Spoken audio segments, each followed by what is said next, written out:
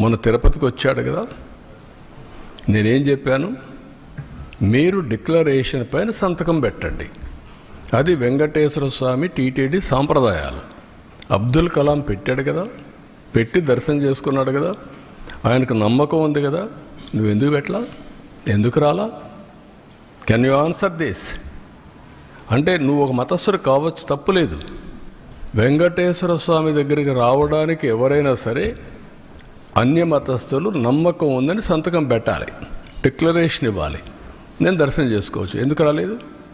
అంటే ఇప్పటి వరకు నువ్వు చేసిందంతా ఇవే కదా. వెంకటేశ్వర స్వామి నాకు ప్రాణభిక్ష పెడితే నాకు నమ్మకం లేదు, నువ్వు మాట్లాడతావా? అంటే ఏంటి? ఎక్కడికి పోతున్నారు మీరు? ఒక హద్దు, ఒక లిమిటేషన్స్ ఉంటాయి.